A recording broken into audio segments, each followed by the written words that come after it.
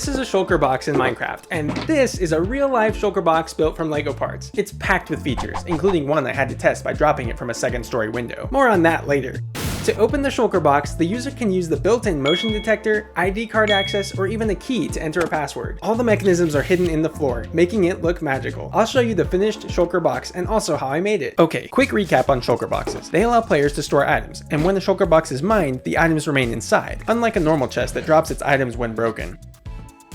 That's why I need to drop it from the window, to make sure this feature is working. But I'm getting ahead of myself. The coolest part of a Shulker box is how it opens. The lid spins while opening and just floats there with no supports. How am I going to replicate that? First, I built the lid. It is one of the most recognizable features of a Shulker box, so it needed to look just right. Once the corners were in place, I built some curved pieces into each edge to help with aligning the lid to the lower portion of the Shulker box. See, in Minecraft, the lid can pass right through these sections of the box, but in real life, those sections are going to have to be pulled into the box so the lid can spin while it opens. So I kept that challenge in mind, but building the rest of the lid went on without a problem. Along the sides and top of the lid, I used some 1x1 Technic bricks to provide connections across colors, since this type of pattern would typically make this kind of build very unstable.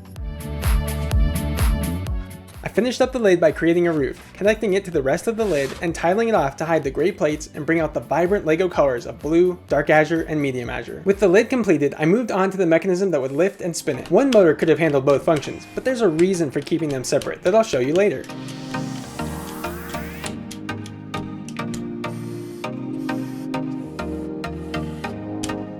The lid is pretty heavy, so I built a roller bearing with these 1x1 round tiles that will allow it to spin easily. I originally considered using this larger design, but that took up too much room, so I threw that design away, or should I say rolled. I only have these gear arcs in the dark tan color, but I added some cool blue pieces to hide most of it.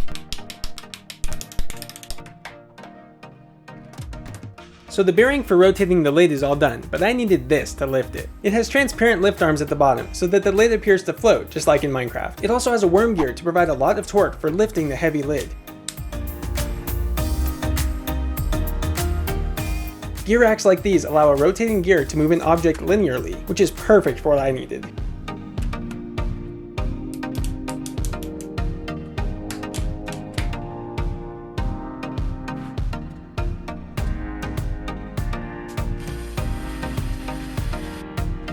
There you have it, spinning motion and lifting motion. I started to design a way for these sections to be pulled into the Shulker box, and kept each one separate so they could have different animations while the lid opens, which is cool because that functionality isn't required in Minecraft, so you will have never seen it before. It takes 4 of these sub-assemblies, one for each sliding section. They'll work by rotating something like this, but it's just an early prototype. With that part complete, I needed to get the controllers connected, which I used these awesome new pins with anti-stud pieces for. I put one controller here, and one there. They'll communicate using Bluetooth. Last but not least, I added a few ways for users to access the Shulker box. This color matrix will be used for password entry. It can show individual colors in each square, so I looked up the HSV values for Lego colors blue and dark azure, so it will blend in with the box walls until it is needed for password entry. Then I use the small motors encoder so that the user can enter the password by rotating a key left and right. Plus this old yet very useful spring-loaded part will always bring the motor back to center.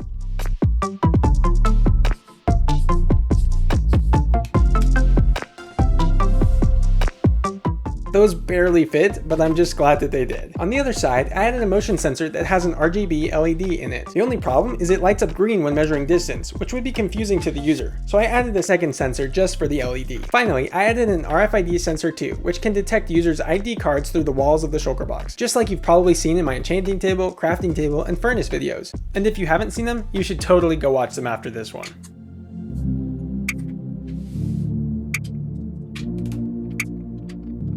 With the wires looking like a mess, I got those cleaned up using a bunch of cable connectors. It looked much better afterwards. Plus, then the cables wouldn't interfere with any moving parts. Well, that's all the required functionality, so all that's left on the build is finishing the walls and covering up the mechanisms. I put together the walls for the base and only had to modify them slightly when connecting them to the main assembly to adjust for the lights and password entry items. Oh yeah, I almost forgot the tool for password entry. It looks like a key, but really any axle will do, because it's more about entering the proper password sequence than having a key. Supports for the sliding sections came next, which conveniently also helped to hide some of the mechanisms. The sliding walls were built then, which didn't take long since I had already completed the motor and gear train portions.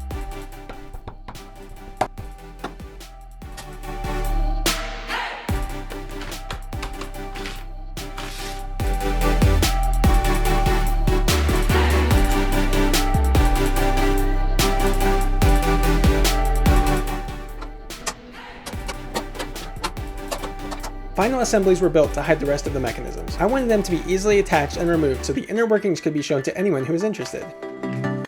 I initially attempted magnets for that, but found an easier solution instead.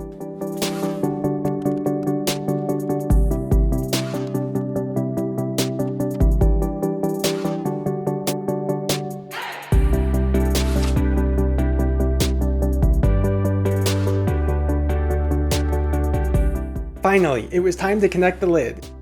It turned out to be trickier than I thought, but these Technic frames eventually made it work. Oh, and you'll notice I had to change out these slopes because they didn't work well for helping align the lid. Thankfully, I had some other sloping / curved parts and tried a bunch of them instead, finally landing on the design. Once the lid went on, the build was completed, and wow, I felt like it looked even better than I hoped it would. Let's see the normal functions of a Shulker box before I drop it from a second story window. I'll start with the password entry. Normally these lights stay blue and don't show the correct or incorrect rotations, because that kinda defeats the point of a password, but I'll show it just for you. First I'll show an incorrect sequence. And now the correct one.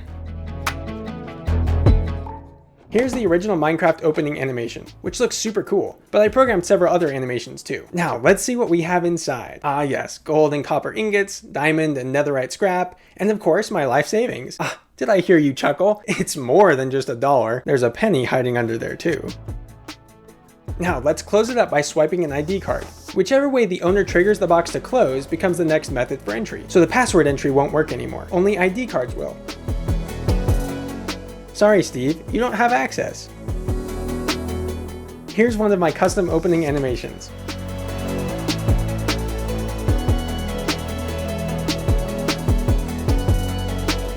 Now we'll close it using the motion detector so that becomes the next method for opening, which is cool because then anyone can open it. No password or ID card needed, which is just like it is in Minecraft. Ready for another custom animation? Tell me in the comments which animation you like best. You can rewind the video if you need to see them again.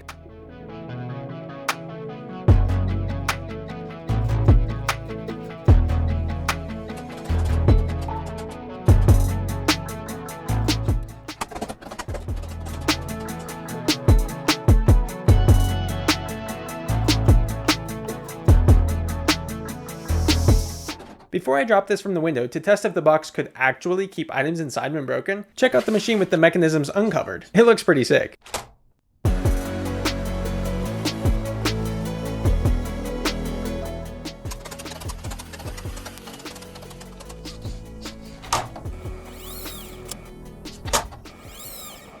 Now, to drop it from the window onto the cold, rough concrete below. Yeah. Here it goes. Uh-oh. 3, 2, 1.